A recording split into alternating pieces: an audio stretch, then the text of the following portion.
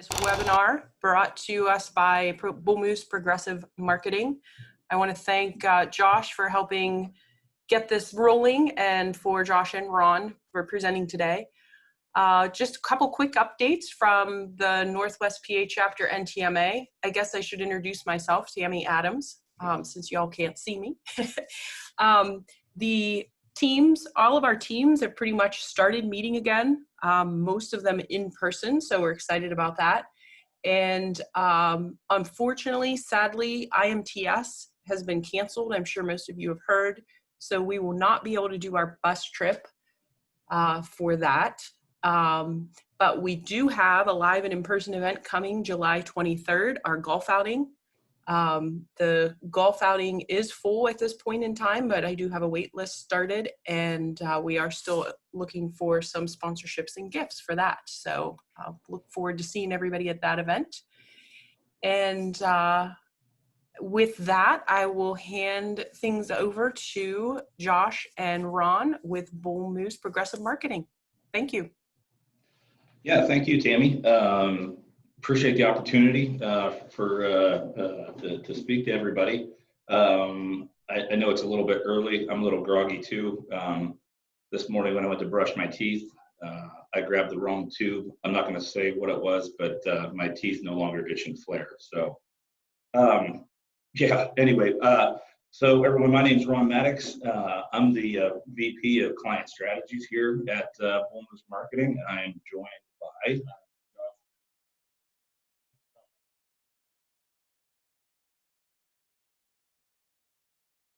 so just a little bit about us, if you're not familiar with us already. We're a transparent partner that offers marketing strategies and services that are built around data technology, content, and sales alignment, which is a lot of what we're going to be talking about today. So what we like to say is, we offer marketing that makes dollars and cents. So it should make you money, but it also should be uncomplicated and for you to understand it. We're founded, officially in 2017, and we've got offices both in Meadville, Pennsylvania, and Asheville, North Carolina.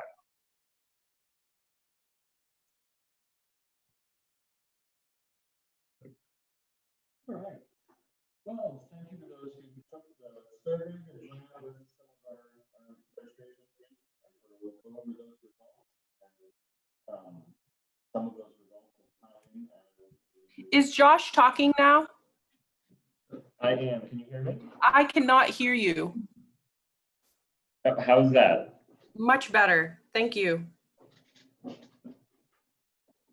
Okay, so we'll go over those survey results that some of you were able to put together for us, and we appreciate your participation in that. And then chat a little bit about what is prospecting, the approaches to take to find those prospects, what tools you can use, and the process to add a prospect into your pipeline.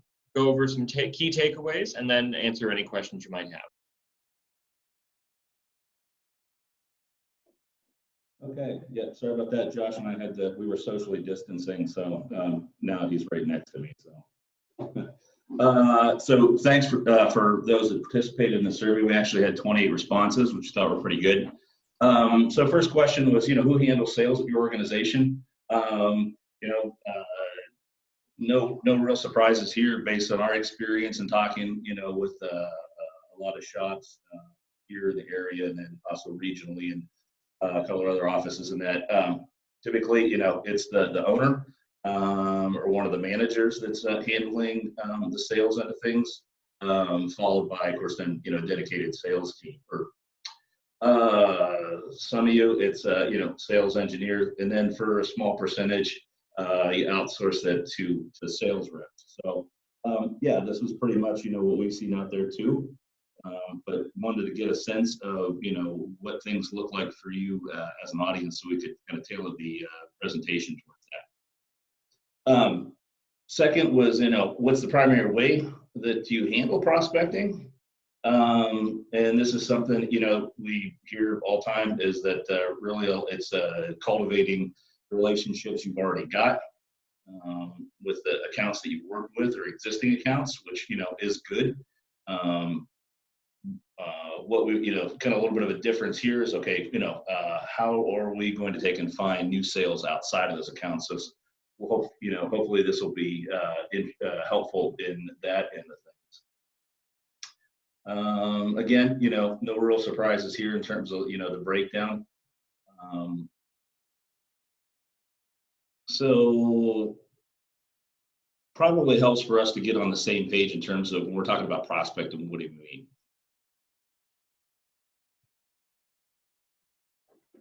Okay, so what is prospecting? Many of you, especially seeing the historic pictures, might immediately think prospecting for gold, hopefully. It's the process of initiating and developing new business by searching for potential customers, clients, or buyers. So in layman's terms, how you're finding new business for your companies and what the steps you're taking to get those potential customers into your pipeline and hopefully closed as a sale. So yeah, ultimately the goal of the prospecting, is to connect with the prospects, and you want to get them, move them along in the sales process, until they convert into a customer.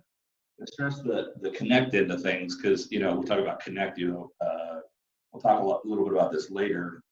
That connecting isn't necessarily hopping on the phone and doing the sales pitch right away. It's actually just getting that connection and starting that relationship.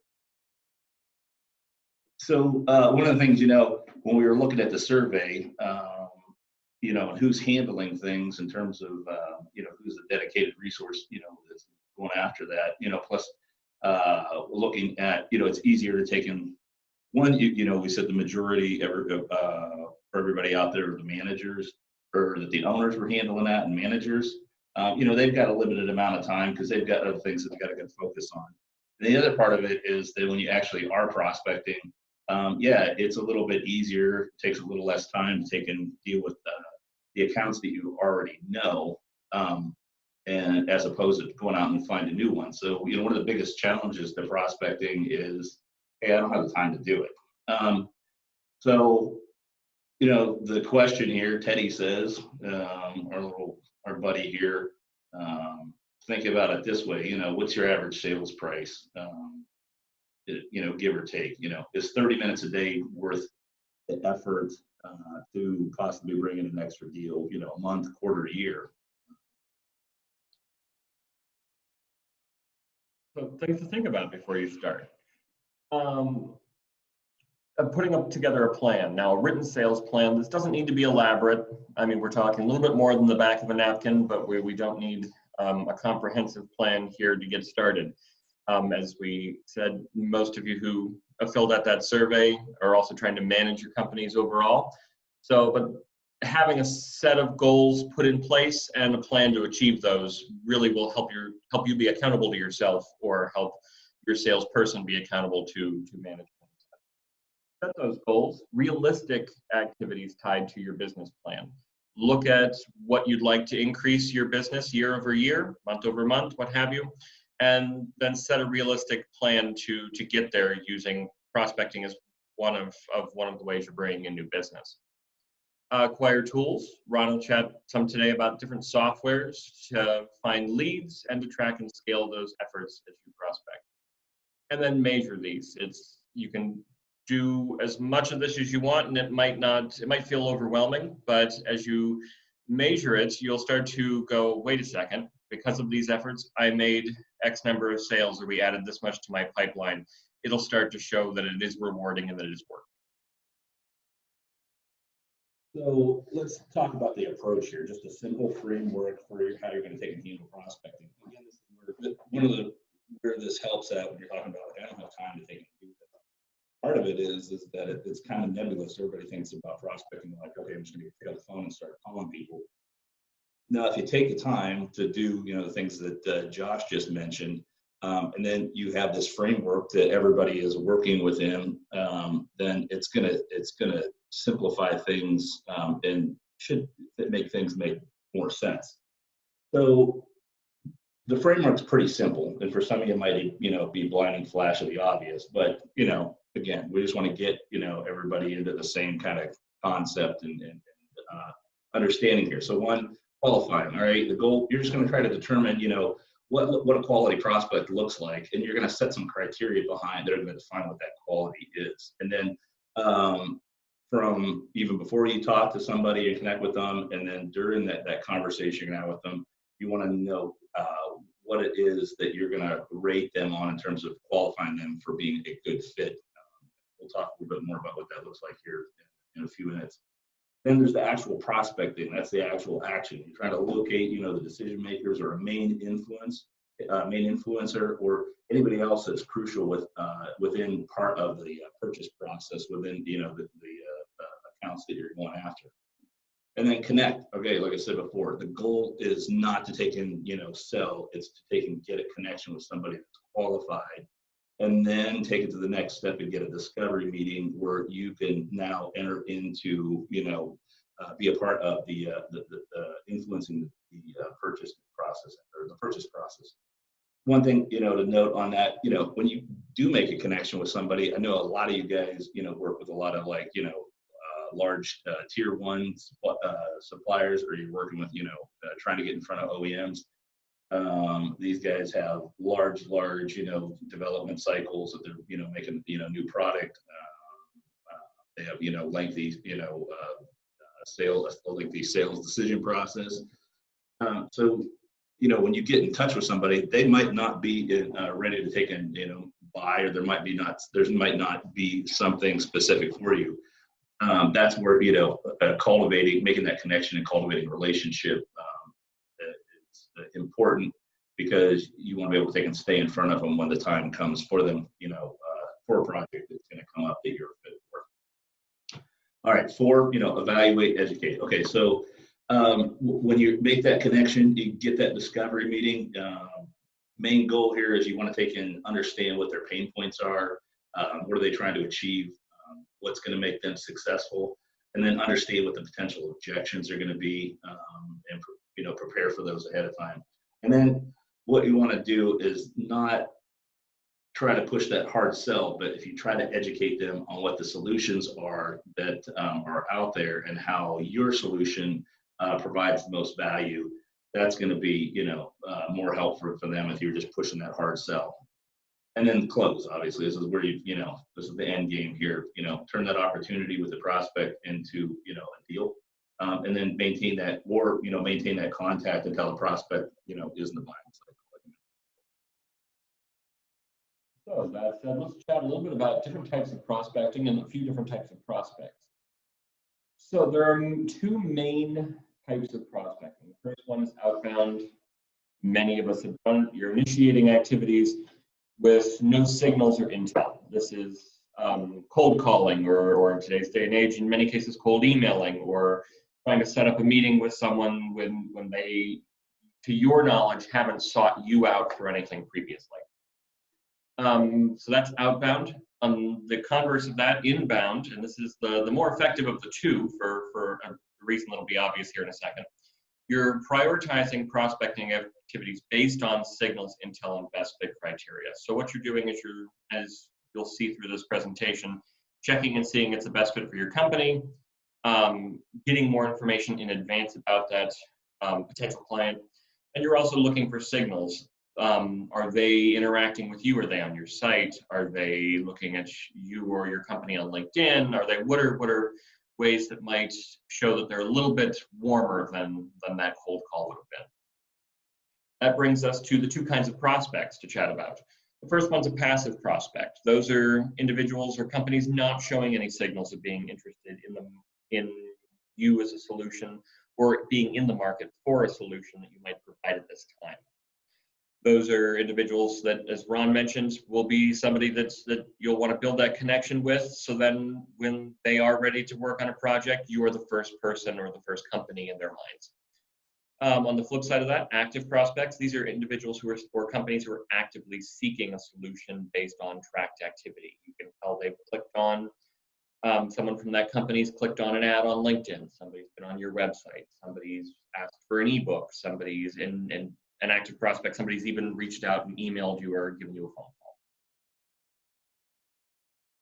So, especially with that active prospect, right? If they're actively seeking a solution, and you're, prioritize them ahead of the the rest, how do you know that it's an active prospect? And there are a couple different ways to do that. And this is where, you know, some tools that exist out there are helpful in understanding, identifying those signals. So there are a lot of software tools out there that fit in these categories. And essentially it comes down to a lot of them do the same things. And so this is just a very simplistic breakdown of where what some of those tools are, and then how do you use, which ones that you can use at different stages within your prospecting process. So on the intelligence side, this goes back to, understanding that, what signals active prospects are showing and what the opportunities are. So real easy one, Google Alerts. All you got to do, go into Google or wherever your browser, type in Google Alerts, it'll bring it up. What you can do is put in there the names of companies, accounts that you want to take and work with. And you can set the settings to where it sends you an email digest those accounts once a week. You go down through there and look at, okay, what's the news going on here with, let's say you're going after Johnson & Johnson. That's somebody you want to take and work with. Well, they're in the news a lot for having to ramp up operations related to, stuff that they're making related, to the COVID situation. Well, okay, that could be an opportunity to like, hey, okay, I want to take and, reach out to them. We'll talk about how to do that. Another one is called Owler, and this one, you go in there and it has a whole list of just about every company that's registered out there. You to go down through, find the companies you want to take and follow, and then it will send you a daily digest of headlines into your, it'll send you an email with your daily headlines on the accounts that you're following. Again, news in there, somebody's awarded a bid, if you're in the aerospace side of things. Well, okay, well, they're awarded a bid. Hey, they're going to need my product. Hey, that's a signal they can reach out to somebody. Social media, we always advocate that there's accounts out there that you want to take and work with, follow them on social media because they're going to be, keep an eye on it because they're going to be putting stuff out, and those can be signal opportunities to reach out as well. If they got an email newsletter, sign up for that thing. So they're putting stuff out, again, that could, spur some opportunities, let you know that they might be looking for stuff and you're keeping up with what's going on. It's also good because, when you do actually get to talk to a prospect, you might reference some of that stuff in the newsletter and it's like, hey, these guys are up to date with what we got going on here. Then these are two of my favorite tools because this is in today's day and age, it's not voodoo witchcraft that you can find out like what companies are actually coming to your website without them filling out a form. One is WebTrax, and it's a tool that's developed by Thomas Registry, and what it lets you know is, okay, here's all the companies that have been showing up on your website today, and here's their activity, what pages they went and looked at, the information they were searching for, how much time they were on there. And then HubSpot's prospecting tool lets you know the same thing. So we, usually when we set these things up for people, we put both of them on there because it's good because you can, verify information, or one might catch a company, the other one doesn't. By the way, I'll put out there one of the things, if you're interested in those two particular tools, we will help you put those on there for no cost. You can, ask us here, after the webinar how they can do that. All right, and then the other tool here is Google Analytics. Hey, go in there and see what content people are looking at, what pages they are on, and this is going to help you in terms of what do you want to take and talk to them about later on when you actually make that connection. All right, so lead information. I'll run down through this here quickly. A lot of you know about LinkedIn, going in, doing some searches for, say I'm looking for a procurement manager, the Johnson & Johnson. Well, you can go in there and do some searches and, try to hunt down those people. Now, if you, it's getting more and more restrictive in terms of what information, LinkedIn will share in those searches. So you might want to make the investment and bump up to Sales Navigator.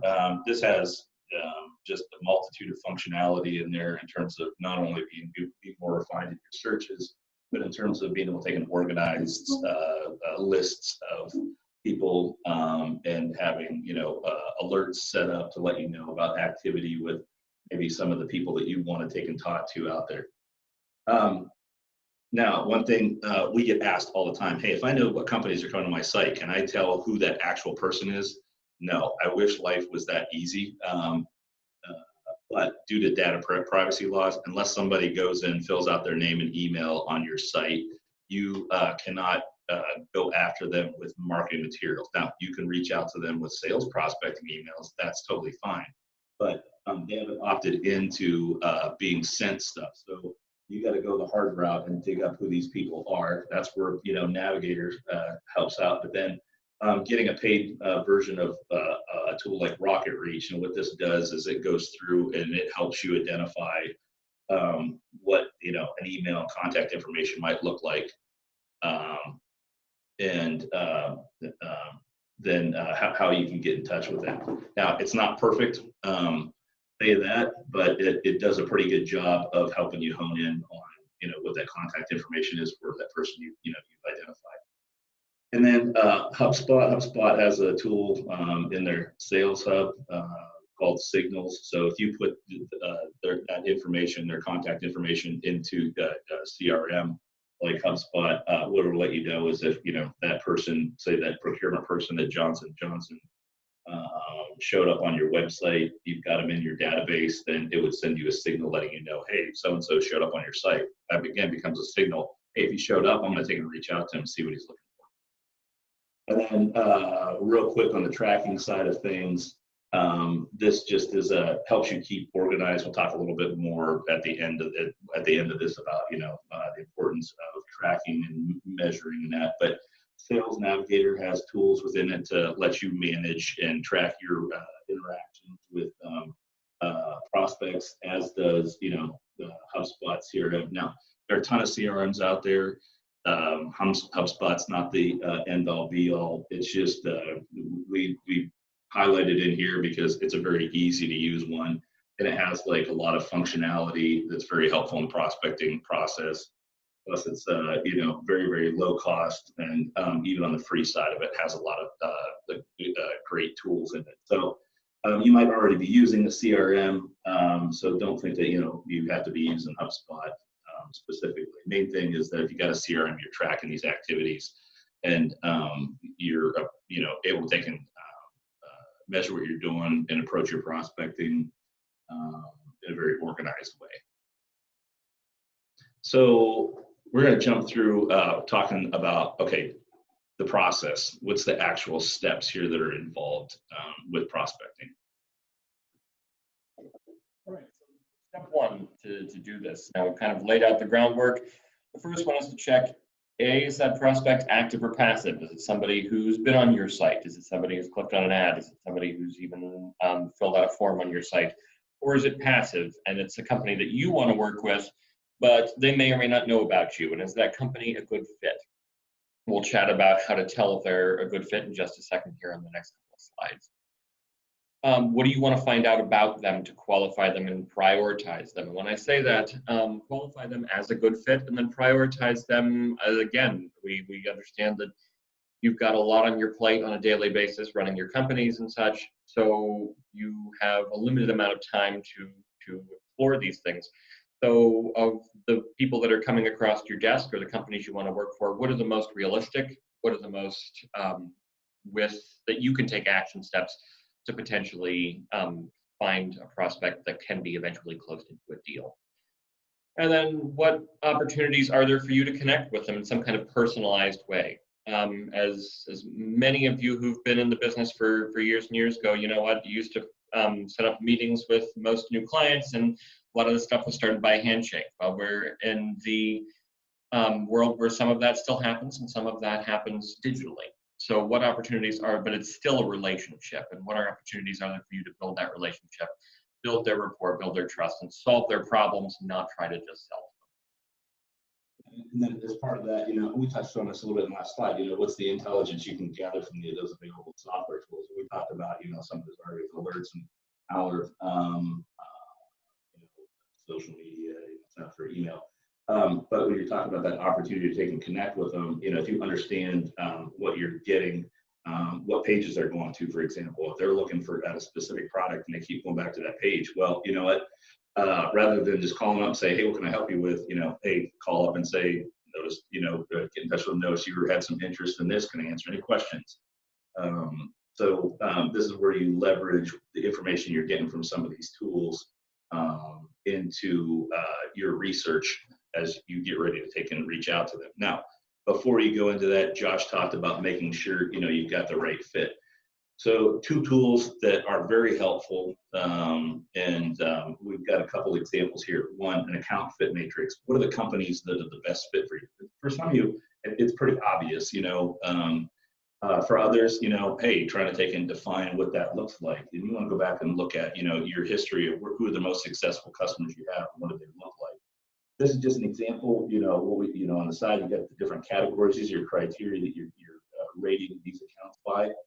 And it's going to vary, but these are just some standard ones here. What's the segment they're in, what kind of revenue do they have, are they making, their business type.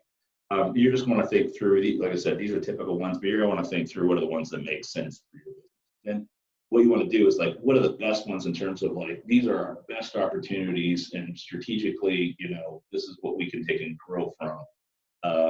And then, so you go down through there, fill those out, then good fit. Hey, they're okay. We don't want to take and ignore them by any means, but they're not quite as good as what, on the strategic side of things. And then poor fit. Hey, these are the guys, companies, you might come in contact with them, but you don't want to necessarily go pursue them because you're not going to get the juice out of them that you will out of a strategic fit or, good fit. So now that you've got, you've honed in on the accounts, the companies and stuff that you want to go after, now you want to take this down another level. Who are the people that you want to take and talk to within those companies? What do they look like? So again, you're going to have some fit criteria here. These are just some basic ones. What's their function within that account? At what level are they? Is the budget known, or can you have a good sense of it? Big one, what's their role within the purchase making decision? And then, again, it's a strategic account there or not. And then what's your opportunities? Do you have some good opportunities means to connect with them? So again, you're going to have, these are the best ones. These are the ones you want to take and spend your time on. Then you're going to have other ones that are going to be, okay, again, don't want to throw them, they're a good fit, not quite the best fit, but they're still a good fit. And then you're going to have maybe an okay fit, we don't want to throw them away. Or we always say, have a list of what's totally, you want to take and disqualify because, those are junk. You don't want to waste your time on them. So once you determine that fit, it's kind of prioritizing. This is going to save you some time and ensure that you're dedicating yourself to. Excuse me, Josh. You're breaking up again. Oh, yeah. How's that? Better. Okay. So now that we've determined what a good fit is, let's use those criteria to prioritize our efforts a little bit. Save yourself some time. Dedicate your strongest efforts on the things that are at the end of the day going to make you money. Level that prioritization because it may vary based on your company specifically. It might be we want to work with medical device over automotive, or it might be automotive over aerospace, or aerospace over medical device, or other verticals completely. And it might vary within a vertical. It might vary by salesperson. If you have a sales team and they're broken up by what they're pursuing specifically, the priority might change from person to person within your company. But the key here is to have a few buckets based on the likelihood and potential to buy of those prospects, and focus on those one at a time. it can get extremely overwhelming if you're going, oh, hey, these 30 companies could all be great fits for us. Let's go after all of them. From a time, energy, money, what have you, resources, what have you, end of things, it's the smartest to make sure you're trying to really prioritize on sort of one goal at a time. And you're going to continually reprioritize prospects after you make contact with them. You might have a meeting and go, okay, they were okay before that phone call, and now I've talked to them. We can definitely help them now I know this information. So they're now a priority. You may have some contact with them or lack of contact with them that makes you go, maybe I need to bump them down on my priority list. I don't have that many hours in the day, and that might not be as fruitful of a prospect as I thought. Yeah, this is where, again, some of your tools come into play. Keep yourself organized. So your CRM, that you're using, you might make some notes in there. You might have a scoring system in terms of like how you prioritize them. But it's important that one of the functions that you have in there as part of prospecting is that you've got a way to take and track what's a priority, what's not quite so much of a priority, and what do you don't want to waste your time on. So your CRM can do that. Also, if you've got Navigator, you can do the same thing.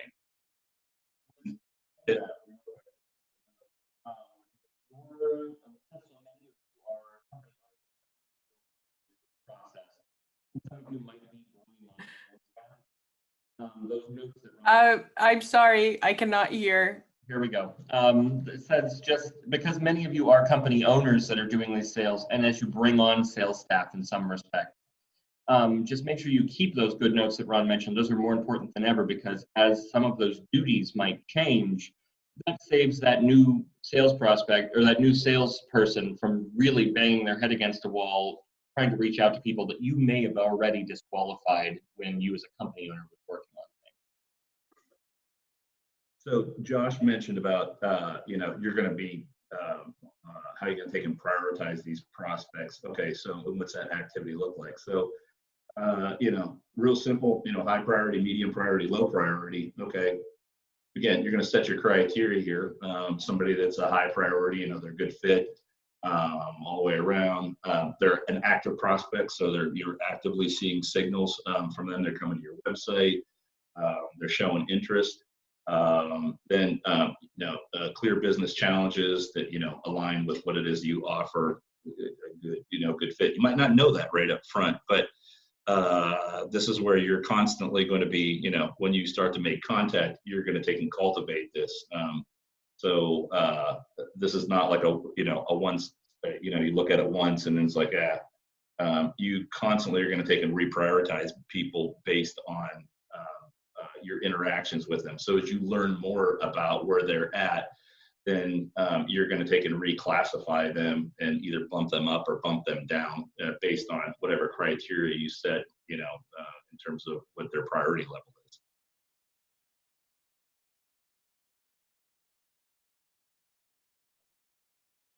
So talk about like prepping for the outreach. Okay, so you don't want to just like call up and be like, you've got to have as much information in front of you as possible, and that way it will help make that when you make that connection more relevant and more personalized.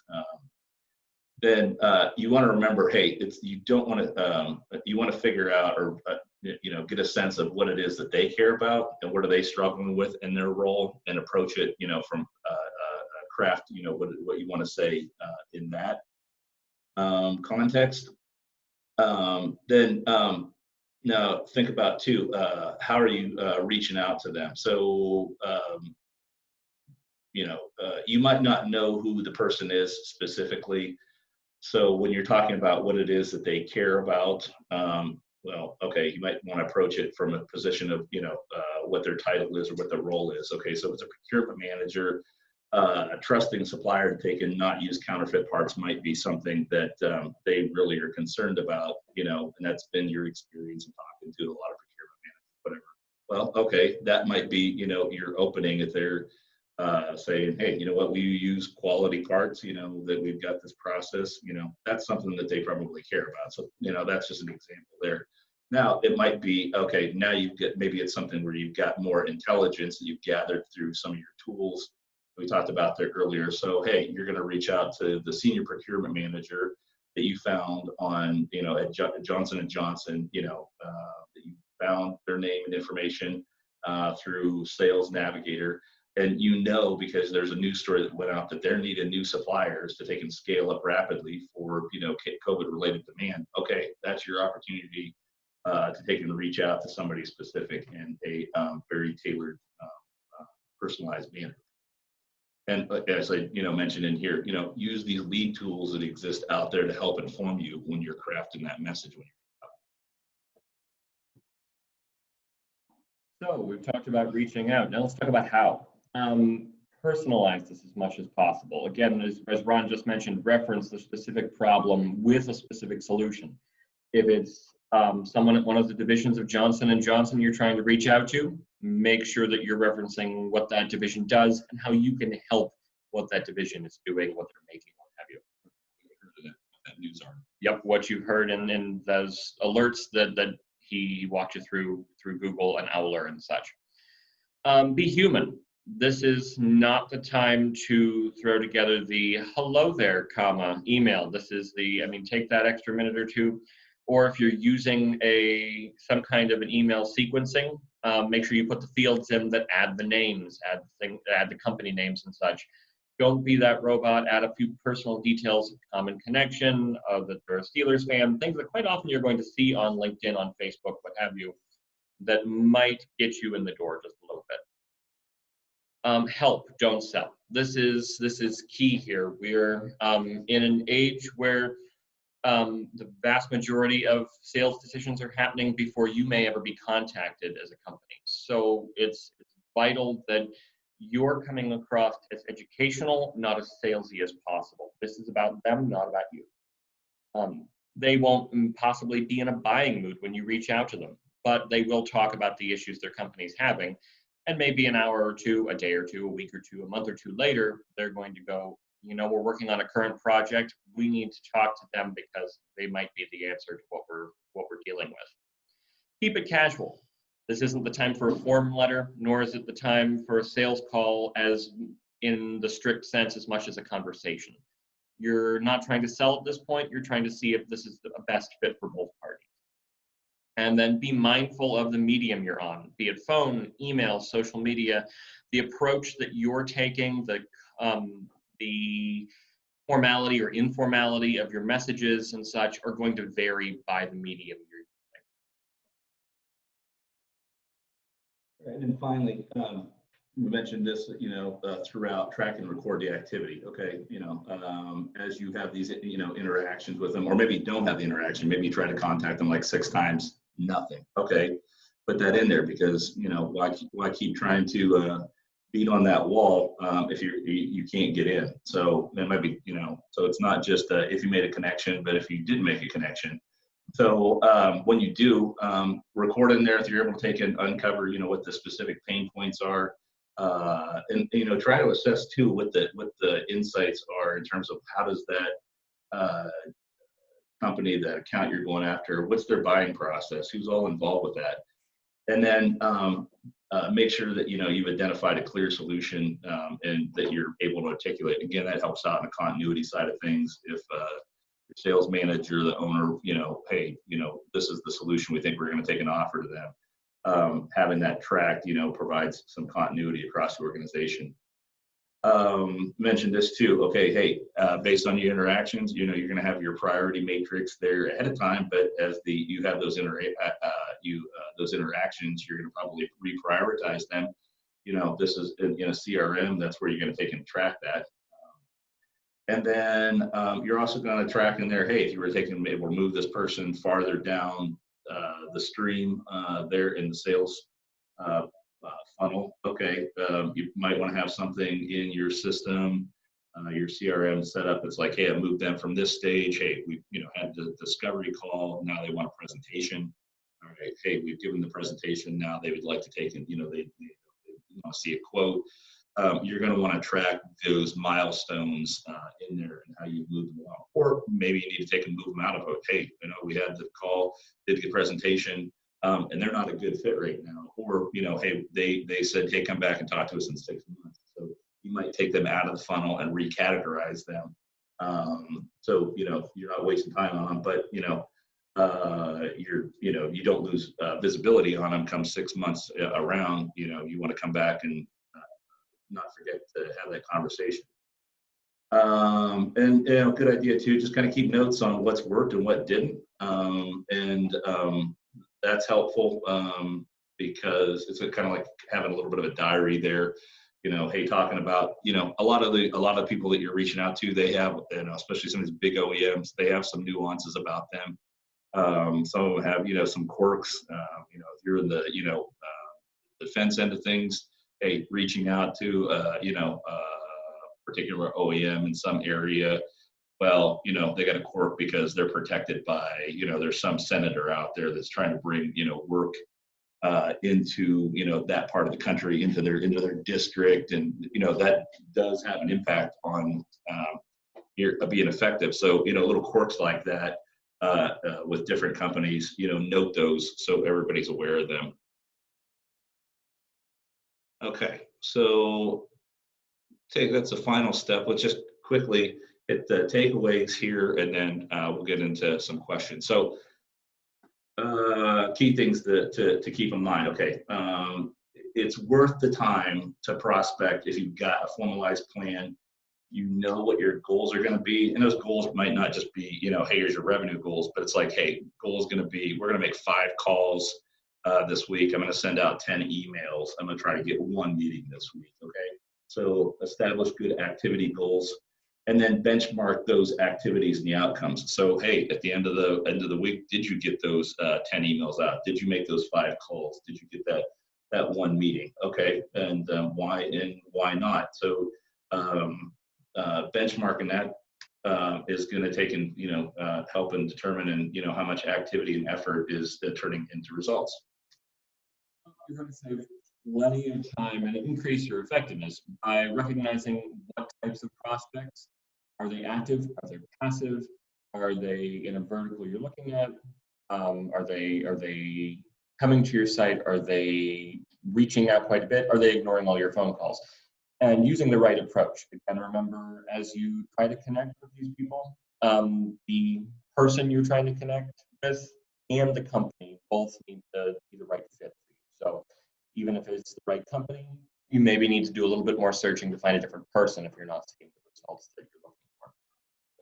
And then it's definitely worth the time to sit down and define which accounts are your best accounts, and have some kind of a account fit matrix, as well as a prospect fit matrix that clearly defines, what's worth spending your time on and what do you want to take and go after. And actually, just a side note, this is something that several of our clients have mentioned in the past, that, oh, we have this one customer that we need them right now, but oh my gosh, for our company, they're not a great fit. So this exercise is good, even just as you grow, to see, do we need to weed out some of our current customers or whatnot to fit in within your business parameters. Have a system for prioritizing those prospects and reprioritize them based on every interaction, again, or lack of interaction. If you called and emailed and reached out on LinkedIn or social and other social channels 5, 6, 7 times, you've not seen any response, maybe they're not quite the priority. If they seem quite excited the first time that you've spoken to them, maybe they're a higher priority. Something, we can't stress enough. I mean, how many times have you gotten emails or people reached out like, hey, I'm so-and-so, and we do this, this, and this. Nobody cares. When I was managing sales, our motto was, hey, make a friend, not a sale. Because why? People take and buy from people that they like. So what you're trying to do when you're making that connection is try to establish a relationship. Don't jump into, hey, that hard sell, this is what we do, and we're great at it. If you're trying to understand where they're coming from, and you're trying to uncover, pain points, then, you can get a better idea of how you can provide them value and make it more personalized to that. And make sure you keep track of these activities in a CRM or through some other means and their outcomes to increase the efficiency and closing effectiveness. And that said, obviously, as we've mentioned a few times, you've got a lot on your plate. You don't want to keep trying the same things and hoping for a different outcome. So keep track of what you're doing.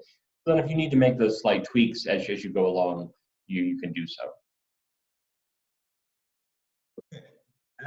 That wraps things up.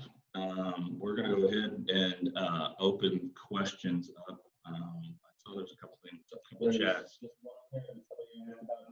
Somebody asked whether the webinar will be available. We have recorded it, and we will be sure to get that recording out after the webinar. Okay. Now, we have, let's see, opened up, there's a Q&A box.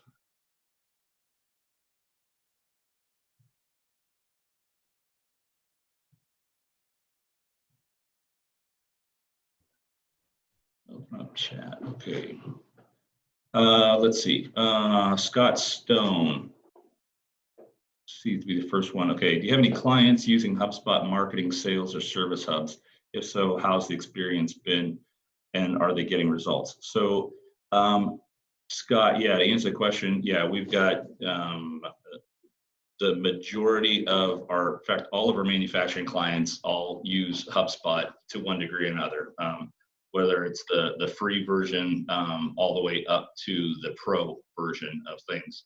And with that, then most of them that are paying do have the sales end of things. Now, the service hub, that we want to take and talk about that, because that whole service thing gets into, like, you know, customer service type tickets. So it's not as universally applicable to everybody out there. So we could have a conversation if it makes sense for you. But, you know, how's the experience been? So I personally have been with different agencies across the country. I've been working with a lot of different systems like that.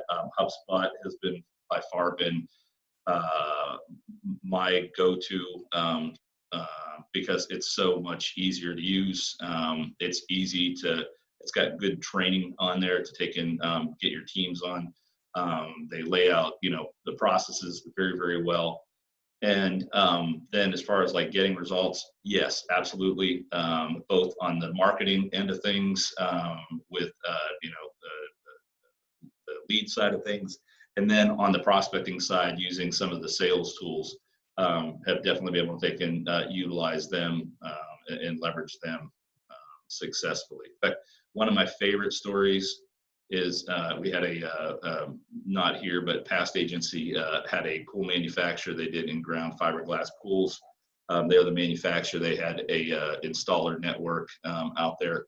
And we used Twitter as one of the channels to put information out, put out an ebook about landscaping. Somebody in Washington, D.C. Took and downloaded that ebook by filling out a form, HubSpot form, got the ebook, walked into the installer and signed a $250,000 contract to install a pool and all the landscaping. And we're able to take and use HubSpot to track that interaction all the way back to that individual tweet. So not only is it functional, you can track ROI with it too.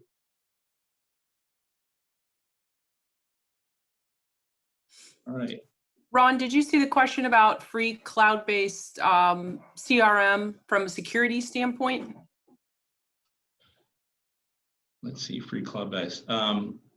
No, so yeah, security is always an issue.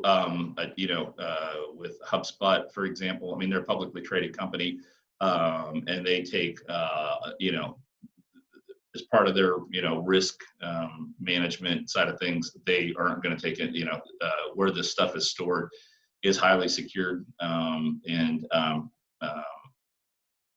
they've got a lot of measures in place to take and protect that information. In fact, they're very, very conservative, probably one of the most conservative companies out there in terms of what they do in terms of not just data security, but for example, if you've got a list of people you want to take and put it into your CRM system because you want to start emailing them, and they make you do jump through some hoops to make sure that those people are actually people you're going to reach out to and you're not going to be spamming them. So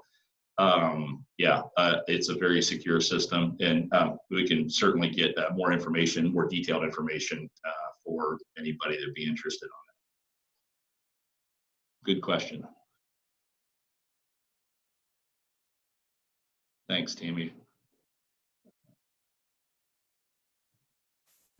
You're welcome. I wanted to throw out too to all participants, if there is an area through this webinar that you would like to dive a little deeper into at a future webinar, or another sales related topic you would like to learn more about, if you could message us, we will definitely look into that for future, either in sharing information by article or by a possible another webinar. Or wouldn't it be fun if we could all get together?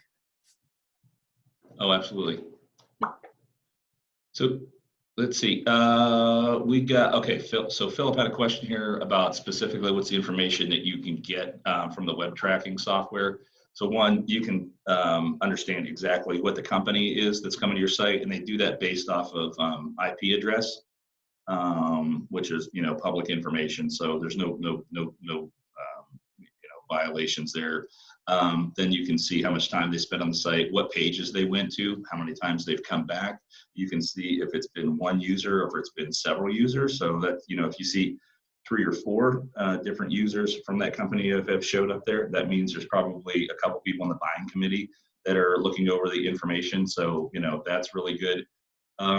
In some cases, you can see which keywords they used that they were searching for. That's great intelligence. If they're searching for a specific product and that product is your category, and you show up and they come find your site, hey, they're in the market for a solution. If they type in your name, then that's somebody that's aware of you. And, you know, okay, go back through your contacts and see, hey, you know, yeah, we know some people there, reach out to them, because, you know, that means that they're aware of your company if they used your name in the search. So, and even how many sessions they've been on your site. It might give you a bit of an indicator on how serious they are. If you see, okay, you know what, they've been to 2 or 3 pages each time, and they've been, over the last 2 weeks, they've been on our website 6 times. So it might give a little insight into where they're at in terms of how active or passive they are for trying to solve a solution at the current moment.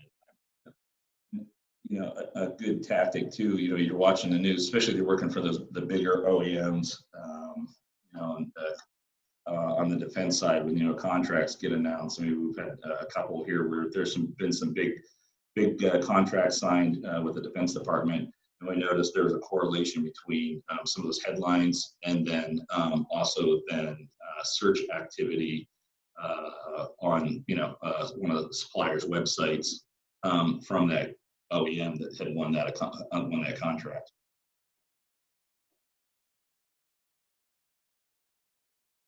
All right, any other questions?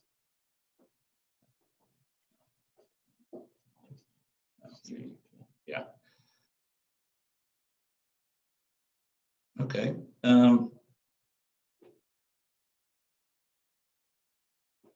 So yeah, if there's no more questions, I think, you know, we're up on time. You know, we, you know, appreciate the hour with us. The slides and the recorded webinar will be available here shortly, and we'll get with Tammy as far as coordinating getting that out to you. If you'd like to talk to us about any of this, feel free to take and reach out. If you're interested in having any of those free tools added to your website, you know, again, reach out. So, thank you again, Tammy. We appreciate the partnership. Yes, thank you. Many thanks to Ron and Josh for putting on this webinar today, and I thank you all for joining us, and we look forward to seeing you all soon. Enjoy your day.